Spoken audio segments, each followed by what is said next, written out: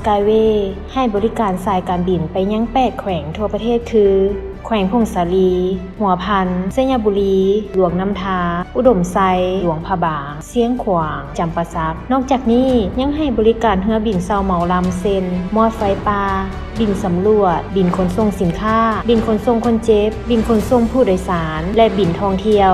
สอบถามข้อมูลเพิ่มเติมได้ที่ call center 1441ในมุงราชการ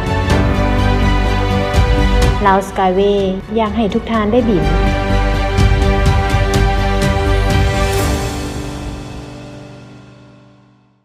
ในยุคที่ทุกคนต้องแล่นนำเวลามุ่งหน้าหาความสำเร็จในชีวิตจนบ่มีเวลาใส่ใจในสุขภาพของตนบริษัทเวียงจันทร์ฟิตเนสขอเป็นตัวช่วยของท่านเพราะบริษัทเวียงจันทร์ฟิตเนสเป็นผู้จำหน่ายเครื่องออกกำลังกายครบวงจรที่ใหญ่ที่สุดในประเทศลาวซึ่งเจ้าของธุรกิจก็เป็นคนลาวบริษัทเวียงจันทร์ฟิตเนสพวกเรา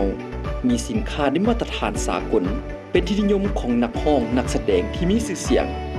มีพนักงานที่เป็นมืออาชีพพร้อมศูนย์ซ่อมแปลงที่ได้มาตรฐานอะไรครบไว้คอยบริการทานบริษัทเวียงจันทร์ฟิตเนสยังรับให้คำปรึกษาสำหรับผู้ที่สนใจอยากเปิดศูนย์ฟิตเนสใหม่หรือติดตั้งห้องฟิตเนสใส่อพาร์ตเมนต์โรงแรม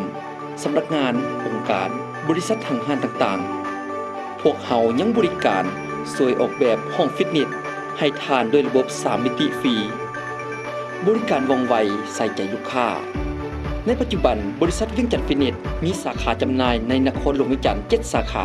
และอยู่ต่างแขวงอีก4สาขาสำนักงานใหญ่ตั้งอยู่บ้านนาคำเมืองศรีโคตบองนครหลวงเวียงจันทร์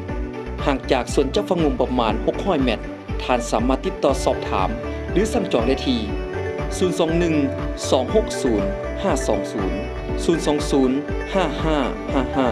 2838คิดถึงสุขภาพ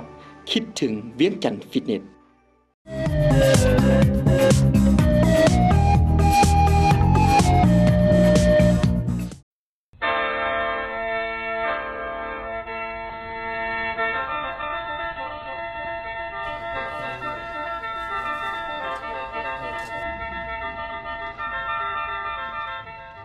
เมื่อฮอดวันที่1มิถุนาของทุกๆปีซึ่งแม่นวันเด็กน้อยสากลเป็นวันปลูกต้นไม้แห่งชาติของสปป.ลาว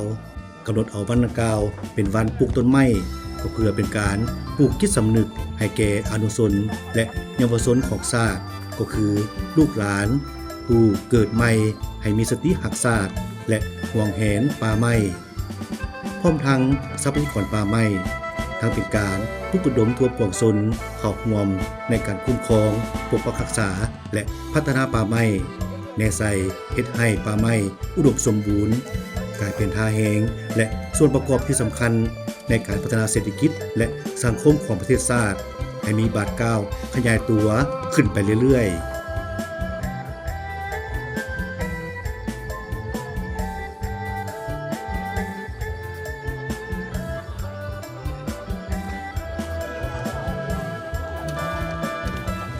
เนื่องในโอกาสวันปลูกต้นไม้แห่งชาติครบรอบ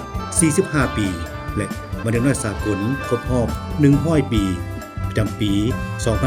2025 องค์การปกครองเมืองนาแสทองสมทบกับห้องการเกษตรกรรมและป่าไม้ องค์การปกครองบ้านนายาง เจ้าอธิการวัดด่านสูง และภาคส่วนต่างๆที่เกี่ยวข้องเข้าร่วม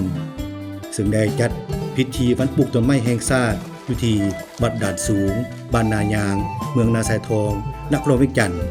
ในตอนเช้าของวันที่30 พฤษภาคม 2025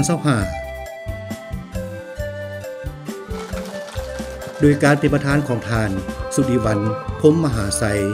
กรรมการพรรคนครหลวงเลขาพรรคเมืองเจ้าเมืองนาแสทอง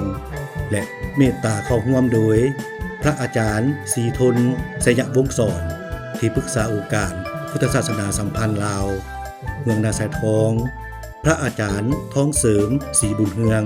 เจ้าอธิการวัดด่านสูงพร้อมด้วยพระเทลานุเทระส่วนฝ่ายฆราวาสเป็นเกียรติเข้าร่วมโดยท่านคำหยาดราชดาวงศ์หัวหน้ากรมศาสนาศูนย์กลางแนวเราสร้างชาติท่านพรสวรรค์สุนทวงศ์ หอแผนกกิจกรรมและป่าไม้นครหลวงเวียงจันทน์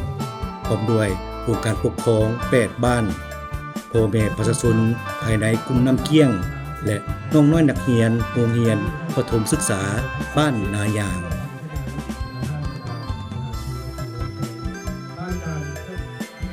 ในพิธีท่านดาลินดาวันหัวหน้าองค์การกิจกรรมและป่าไม้เมืองนาสายทองได้กล่าวรายงานในการปลูกและการปกปักรักษาต้นไม้และป่าไม้ในระยะที่ผ่านมาพรรคและรัฐบาลได้ถือเอาเรื่องงานคุ้มครองทรัพยากรป่าไม้และเรื่องงานปกปักรักษาสิ่งแวดล้อมไปเคียงคู่กันกับการพัฒนาเศรษฐกิจสังคมแห่งชาติโดยเล็งใส่การสร้างกระบวนการปลูกจิตสำนึกให้สังคมมีส่วนร่วมในการปกปักรักษาสิ่งแวดล้อมและทรัพยากรป่าไม้ฟื้นฟูป่าไม้ให้มีเนื้อที่ปกคลุมทั่วประเทศ65ส่วนห้อยและ70ส่วนห้อยของเนื้อที่นครหลวงเวียงจันทน์ในแต่ละปีแม่นได้จัดเป็นกระบวนการอย่างฟดฟื้น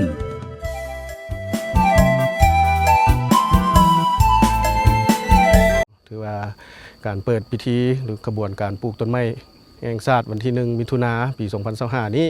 ทางเมืองนาไซทองของไทยเฮาก็มีแผนการจัดตั้งการปลูกไม้เพื่อคืนป่าไม้ให้แก่ธรรมชาติเพื่อเป็นการปกปักรักษาแล้วก็รักษาสิ่งแวดล้อมก็คือที่ทางไทยเฮาได้ร่วมกันนั่นแหละความสำคัญความหมายหรือว่าป่าไม้และทรัพยากรป่าไม้มีความสำคัญต่อกับการดำรงชีวิตของประชาชนไทยเฮาเนาะเฉพาะแผนเมืองของไทยเฮานี้เนาะถือว่าในปลูกในปีนี้ก็จะเป็นมีเนื้อที่25เฮกตาร์ที่ว่าไทยเฮาจะปลูกในปีนี้เนาะถือว่าก็จะปลูกตามหนทางตามสถานที่วัฒนธรรมก็คือตามวัดแล้วก็ตามโรงเรียนเนาะถือว่าแผนที่เฮาจะปลูกนั้นและในระยะผ่านมาถือว่าที่เฮาได้จัดตั้งปฏิบัติกันก็คือทุกปีเนาะที่เฮาก็แต่ละปีได้จัดหมุนเวียนกันไปแต่ละสถานที่คือช่วงปีกายนี้ที่เฮาก็ได้จัดอยู่โรงเรียนประถมหนองยาวเนาะถือว่าได้ปลูกอยู่กับประมาณ2เฮกตาร์ถือว่านำไส้เบี้ยไม้ไป500เฮกตาร์ฉะนั้นแล้วต่อกับการปกปักรักษาหันเนาะทางองค์การกิจกรรมและป่าไม้ที่เฮาก็ได้มีการแต่งตั้งเนาะการลงติดตามก็ว่าเก็บกรรมบรรดาเบี้ยไม้ที่ว่าที่เฮาได้ปลูกไปหันถือว่าจำนวนเบี้ยไม้ที่ว่าที่เฮาได้ปลูกไปหันว่ามันมีการฟื้นโตหรือว่าการตายแนวใดเพื่อได้การมีการปลูกซ่อมแซมคืนเพื่อว่าให้มันติดเพื่อว่าให้มันรอดปลอดภัยหันเนาะถือว่าระยะผ่านมาที่เฮาก็มีการปลูกแล้วก็การติดตามไปนํเนาะถือว่ากระบวนการของไทยเฮานี้ก็เป็นกระบวนการหนึ่งที่ว่าจะได้ส่วนทางมวลชนแล้วก็ประชาชนภายในเมืองก็คือใน54บ้านภายในเมืองนาไซทองของไทยเฮานี่แหละให้ได้เข้าร่วมกระบวนการปลูกต้นไม้อย่างเป็นขบวนการซึ่งในมื้อนี้ไทยเฮาก็เปิดพิธีปลูกต้นไม้อยู่ภายในเมืองนี่ก็เป็นพิธีทางการเนาะในระยะต่อไปไทยเฮาก็จะได้สืบต่อนำพาแต่ละบ้านลงปลูกตามสถานที่ที่มันป่าวางแล้วก็ต้นป่าของบ้านหันที่ว่ามันเป็นป่าเล่าหรือว่าป่าน้อยที่ว่าป่าปกโลนหันเนาะไทยเฮาก็จะสมทบอำนาจการปกครองบ้านหันลงสมทบกันละสำรวจพื้นที่หันปลูกต่อให้มันได้ตามแผนการของในเฮาที่วางไว้หันและในตอนท้ายนี้ข้าพเจ้าก็อยากเรียกร้องมายังทางพ่อแม่ประชาชนกับพวกชนภายในเมืองเนาะเพื่อเอาได้สืบต่อจะตั้งปฏิบัติตามนโยบายของเมืองนั่นแหละเนาะถือว่าปลูกคนหนึ่งต่อ2ต้นต่อปีเพื่อเฮ็ดจังไดเพื่อให้มันเป็นป่าแล้วก็ให้มันมีความอุดมสมบูรณ์ทางด้านป่าไม้แล้วก็ทรัพยากรป่าไม้เนาะแล้วก็ติดพันกันนั้นก็เป็นการเปลี่ยนแปลงของสภาพดินฟ้าอากาศหันเนาะป่าไม้ของไทยเฮาก็เป็นสิ่งหนึ่งที่ว่าสำคัญที่ว่ามันติดพันกับชีวิตการเป็นอยู่ของประชาชนไทยเฮาแล้วก็ขอเรียกร้องมายังบรรดาท่านพ่อแม่ประชาชนจงช่วยกันปกปักรักษาป่าไม้และให้ได้นำไส้ยางยืนนานยืนยงเจ้าขอขอบใจจากนั้นท่านสุริวัลย์พรหมมหาไสยได้มีคำเห็นและกล่าวเปิดพิธีปลูกต้นไม้แห่งชาติครบรอบ45ปีและวันเด็กน้อยสากลประจำปี2025การปลูกต้นไม้ในซุ้มปีที่ผ่านมาแม้นมีบาดก้าวขยายตัวดีสมควรและกลายเป็นเหตุการณ์สำคัญหนึ่งเพื่อประกอบส่วนและกระตุกสุกยู่กระบวนการปลูกต้นไม้ในทั่วนครหลวงเวียงจันทน์ก็คือในทั่วประเทศอย่างน้อยแม้แต่ได้10ต้นต่อครอบครัวอยู่ในดินของตนเองและให้ได้ผู้ละ2ต้นต่อปี และพร้อมทั้งปกปักรักษาต้นไม้ที่ปลูกไปแล้วให้เป็นร่มเงา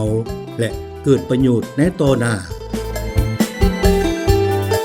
แต่ว่ากิจกรรมที่สำคัญที่สุดในการมาจัดในมื้อนี้ฮั้นก็แม่นในเล็งใส่เพื่อเป็นศูนย์เตาโฮมอันหนึงในขบวนการเริ่มขบวนการปลูกต้นไม้ในวันปลูกต้นไม้แห่งชาติของเมืองนาเสทองของพวกเราอยู่ในวัดพระบาทด่านสูงบ้านนาหยางแห่งนี้ซึ่งในมื้อนี้แม่นพวกเราได้มีกิจกรรมในการปลูกต้นไม้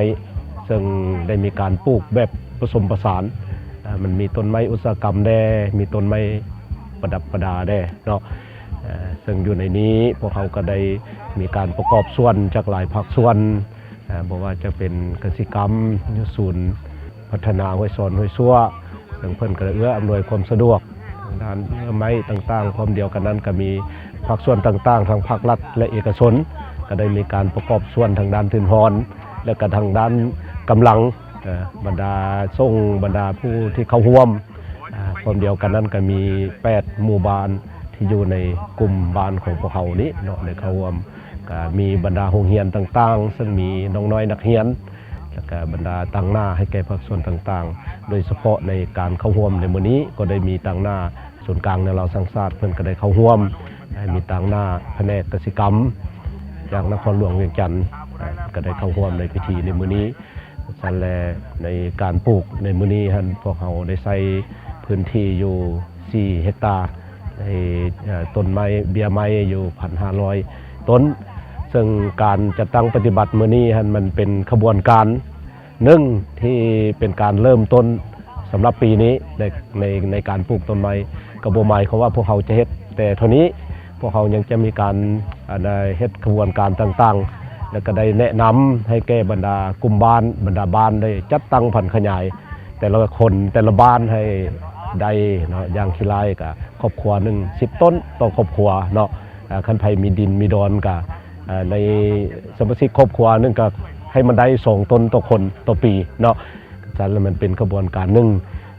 คันสันและเวียกงานอันนี้เป็นเวียกงานหนึ่งที่สำคัญโดยเฉพาะแม่นเมืองนาเสทองของพวกเราเป็นเมืองกสิกรรมปลูกฝังเลี้ยงสัตว์มันติดพันกับเรื่องการรักษาป่าไม้ให้มีความสมดุลกับสภาพแวดล้อมซึ่งในปัจจุบันนี้ต้นไม้ก็ถูกทำลายอย่างลวงลายแล้วก็เพื่อเป็นการทดแทนต่อการสูญเสียของต้นไม้ดังกล่าวในทางพุทธศาสนาก็เคียงคู่กับว่าป่าไม้วัดวาพุทธศาสนาก็เคียงคู่กับป่าไม้ถือว่าเป็นบ่อนที่อนุรักษ์รักษาป่าหรือว่าวัดเป็นบ่อนอนุรักษ์รักษาสิ่งแวดล้อม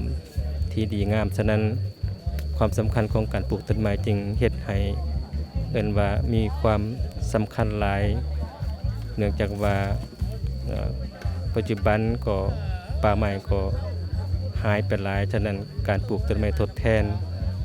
เพื่อให้เกิดสภาพแวดล้อมที่ดีงามก็จึงเป็นสิ่งที่มีความจำเป็นและก็อันที่สองมันเป็นการส่งเสริมทางด้านสิ่งแวดล้อมให้มีสีเขียวแล้วก็สวยสดงดงามอันที่สามมันเป็นการปลูกจิตสำนึกให้แก่ลูกหลานเยาวชนให้เข้าใจว่าความสำคัญของต้นไม้ต่อชีวิตมีความสำคัญจังใดแล้วก็ให้เยาวชนได้เรียนรู้ในการอนุรักษ์รักษาสิ่งแวดล้อมและให้รักต้นไม้ให้รักธรรมชาติเหมือนกับชีวิตของเราเพราะว่าต้นไม้ก็คือชีวิตสั่นต้นไม้ถ้าว่าเฮาบ่มีต้นไม้ก็ชีวิตเฮาก็อยู่ลำบากฉะนั้นต้นไม้คือชีวิตเคียงคู่กับต้นไม้ฉะนั้นต้นไม้เป็นบ่อเน้นว่าบ่อเกิดของ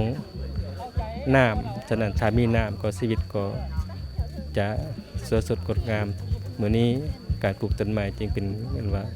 สิ่งที่ดีที่งามแล้วก็เคียงคู่กับแบบพุทธศาสนาก็สามารถนั้นว่าอนุรักษ์รักษาสิ่งแวดล้อมได้อย่างว่า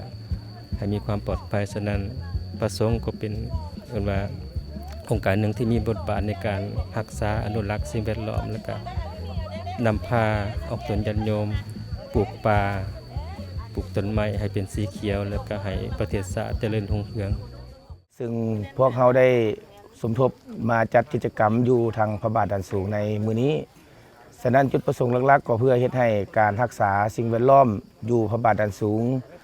เพื่อเฮ็ดให้มีป่าที่งดงามและสมกับอยู่ในทาง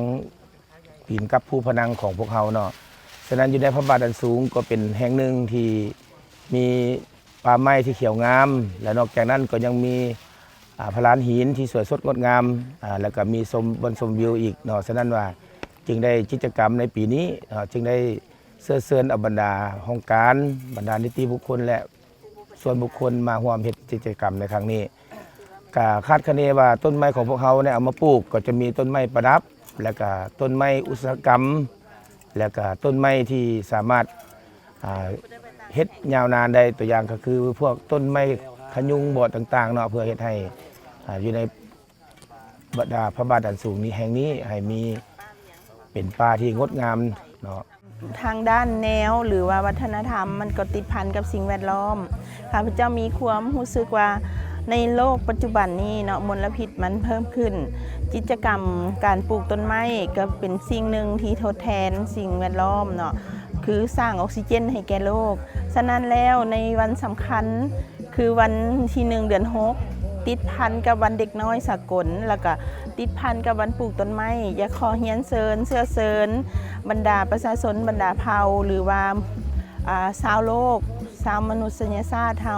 มาร่วมใจกันปลูกต้นไม้เพื่อรักษาสิ่งแวดล้อมและก็สร้างออกซิเจนให้แก่โลกเพื่อลดมลพิษเนาะเพิ่นเอิ้นว่าระดับเฮือนแก้วเนาะความร้อนของโลกลงฉะนั้นแล้วเป็นสิ่งที่สำคัญเนาะถ้าหากว่าบุคคลหนึ่งสามารถปลูกต้นไม้ได้10 ต้นในปีหนึ่ง10 ปีก็จะได้100 ต้นหรือว่าหลายกว่านั้นก็เป็นการดีเนาะก็บ่อยากให้ลด10 ต้นต่อคนภายใน1 ปีก็เป็นกิจกรรมที่สำคัญแล้วก็เห็นได้ว่าทางเมืองเพิ่นมีความที่ว่าเห็นความสำคัญในจุดนี้ก็ขอชมเชยในแนวทางของการนำเมืองหรือว่าการนำภาครัฐเฮาที่ให้เห็นความสำคัญของงานปลูกต้นไม้ในครั้งนี้เนาะเป็นความภูมิใจที่สุดเนาะที่ว่าได้เข้ามาร่วมในงานมื้อนี้เนาะเป็นงานอันสำคัญของสากลและก็ของประเทศเฮาเนาะเป็นวันเด็กที่มีความสำคัญหลายการที่มื้อนี้เป็นมื้อที่สอนให้ทุกคนบ่แม่นว่าแต่เด็กบ่ว่าแต่ผู้ใหญ่ต้องมีความรักธรรมชาติและก็สิ่งแวดล้อมเนาะเพื่อว่าการที่เฮาได้ทำลายแล้วเขาก็ต้องได้มีการปลูกทดแทนเนาะที่จริงแล้วการปลูกบ่แม่นปลูกเฉพาะแต่มื้อนี้เนาะอยากให้ปลูกทุกๆมื้อเนาะของชีวิตประจำวันเจ้า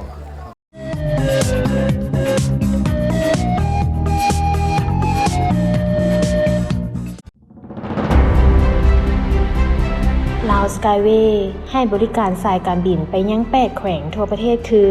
แขวงพงศาลีหัวพันเสยบุรีหลวงน้ำทาอุดมไซหลวงพะบางเสียงขวางจำปาสักนอกจากนี้ยังให้บริการเรือบินเซาเหมาลำเซนมอดไฟปลาบินสำรวจบินขนส่งสินค้าบินขนส่งคนเจ็บบินขนส่งผู้โดยสารและบินท่องเที่ยวสอบถามข้อมูลเพิ่มเติมได้ที่ call center 1441ในเมืองราชกาฬลาวสกายเวย์อยากให้ทุกท่านได้บิน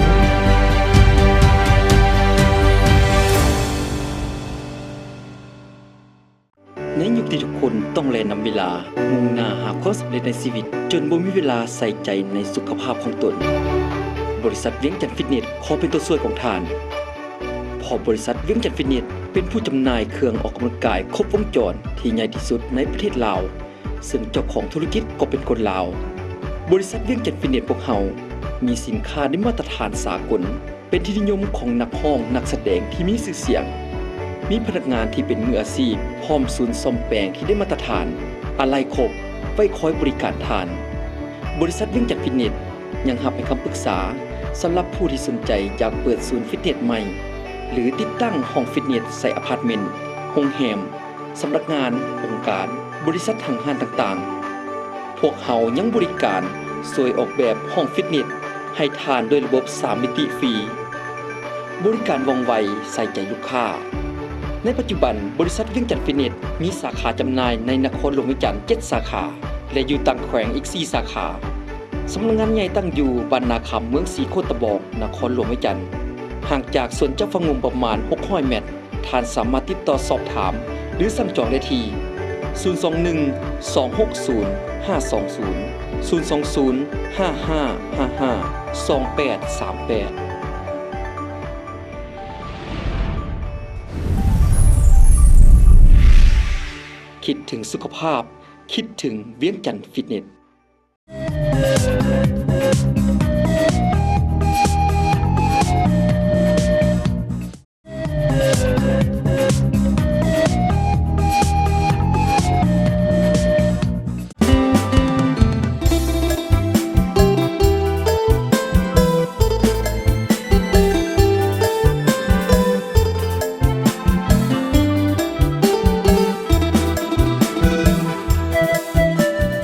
การปลูกต้นไม้แม่นเพื่อเป็นการปลูกจิตสำนึกให้แก่อนุชนและเยาวชนให้ฮู้คุณประโยชน์ของต้นไม้และป่าไม้พร้อมทั้งทรัพยากรป่าไม้เป็นการปลุกระดมให้ทั่วปวงชนในทุกสั้นคนเอาใจใส่ปกปักรักษา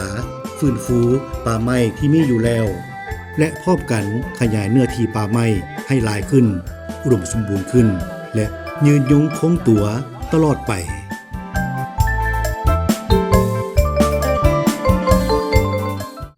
สร้างขบวนการปลูกต้นไม้เนื่องในโอกาสวันปลูกต้นไม้แห่งชาติ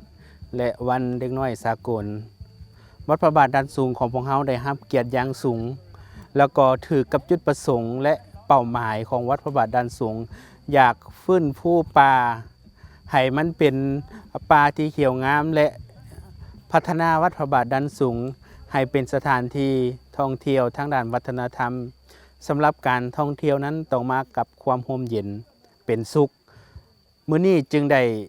ต้อนรับกระบวนการปลูกต้นไม้เนื่องในวันปลูกต้นไม้แห่งชาติการปลูกต้นไม้ในปีนี้ได้ปลูก 1,500 ต้นขึ้นไปหลังจากที่ทางวัดได้ปลูกต้นไม้ร่วมกับทางการจัดตั้งเมืองในครั้งนี้แล้วต่อไปในแต่ละปีก็จะได้จัดทุกปีตามกำลังแห่งที่สามารถจัดได้แต่ว่าทุกปีหากว่าภาคส่วนอื่นบ่มาร่วมวัดของพวกเราก็จัดเป็นปกติอยู่แล้วและการปลูกต้นไม้และส่งเสริมหรือว่าบูรณรักษาให้ต้นไม้เติบใหญ่ขยายตัวนั้นทางวัดพระบาทดันสูงหลังจากปลูกต้นไม้แล้วมีโครงการในการจัดระบบน้ำในการรดน้ำให้เพียงพอในฤดูกาลซึ่งเป็นฤดูแล้งเพราะวัดดันสูงนี้เป็นสถานที่อยู่เทิงภูสูงซึ่งมีความจำเป็นที่ต้องใช้น้ำเนื่องจากว่าเวลาแดดมานี่น้ำจะแห้งแบบเพราะว่าอยู่เทิงภูสูงอยู่เทิงด่านหินมันอากาศร้อนแต่ว่าทั้งวัดได้มีโครงการไว้ชัดเจนแล้วหลังจากปลูกต้นไม้จะเฮ็ดระบบระบายน้ำแล้วก็รดน้ำให้สม่ำเสมอเพื่อรักษาต้นไม้นี่ให้เติบใหญ่แล้วก็ปลูกเสริมต้นไม้ในแต่ละปีนี่ให้เป็นบอนที่สามารถเป็นโฮมเย็นและมนุษย์ของพวกเราคนเฮาที่ได้มาเที่ยววัดพระบาทดันสูงก็สามารถมาเพิงโฮมเย็นของต้นไม้นี้ได้ซึ่งเป็นประโยชน์มหาศาลต่อกับวัดพระบาทดันสูงและต่อกับทุกคนอยู่ในประเทศลาวของพวกเราฉะนั้นวัดพระบาทดันสูงถือเอาการพัฒนาวัดวาพระศาสนาปกปักรักษาสิ่งแวดล้อมไปควบคู่กันฉะนั้นจึงขอเรียกร้องมายังบรรดาทานพ่อแม่ประชาชนและบรรดาเผ่าได้ช่วยกันในการปกปักรักษาป่าไม้แล้วก็ส่งเสริมการปลูกต้นไม้ให้เป็นป่าเพื่อเป็นที่พึ่งให้กับมวลมนุษย์ของพวกเราในโอกาสวันปลูกต้นไม้แห่งชาตินี้อาตมาภาพขอให้พรแห่งบรรดาทานจงมีแต่ความสุขความเจริญและพร้อมกันสืบต่อในการเสริมต้นไม้ปลูกต้นไม้นี่ให้เป็นป่าเพื่อให้เฮานี่ได้เป็นที่พึ่งอาศัยของเฮาทุกคนทุกท่านก็ในโอกาสท้ายที่สุดนี้ขอให้ท่านทั้งหลายจงมีสุขภาพแข็งแรงเจริญพร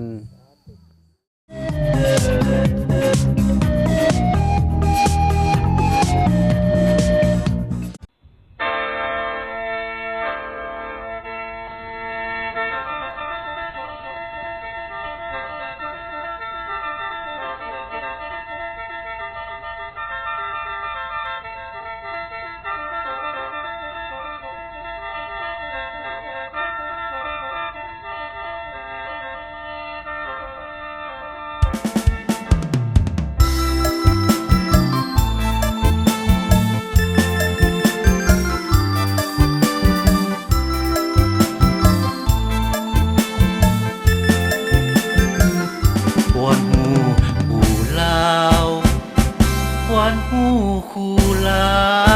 ว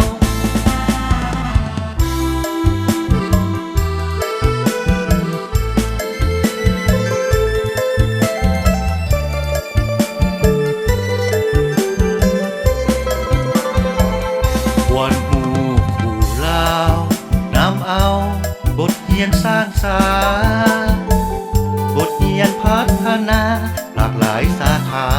นำมาแบ่งปัน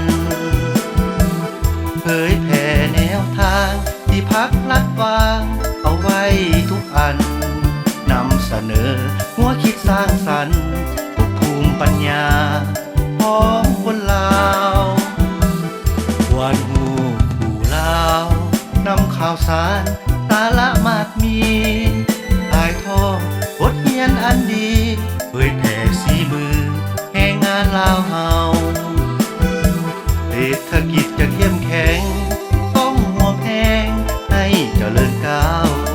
พัฒนาบ้านเมืองของเฮา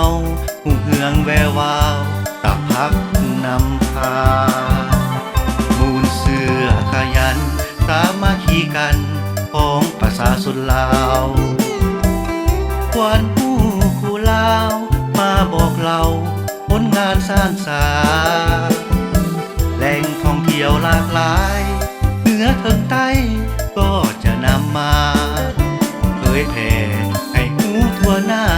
ไปทั่วโลกาแผ่นดินลาวที่สวยงามพร้อมกันก้าวไปในศาสตร์ลาวทางมีสีวิไล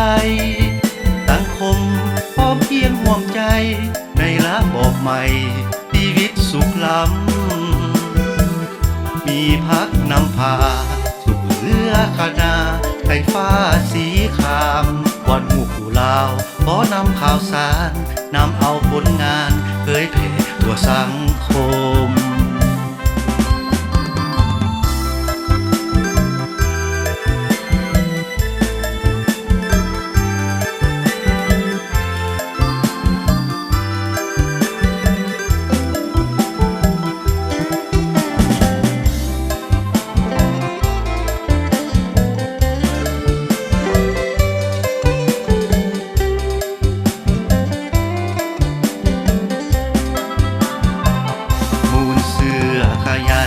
สามัคคีกันของประชาชนลาววันผู้คู่ลาวมาบอกเราผลงานสร้างสรรค์แหล่งท่องเที่ยวหลากหลายเหนือถึงใต้ก็จะนำมาเผยแผ่ให้หูทั่วหน้าไปทั่วโลกาแผ่นดินลาวที่สวยงามพร้อมกันก้าวไปในศาสตร์ลาวทางมีสีวิไลสังคมพร้อมเพียงห่วงใจในระบบใหม่ชีวิตสุขล้ำมีพักนำพาสู่เรือคณาไฟฟ้าสีขามวันหมู่คู่ลาวขอนำข่าวสารนำเอาผลงานเผยแผ่ทั่วสังคม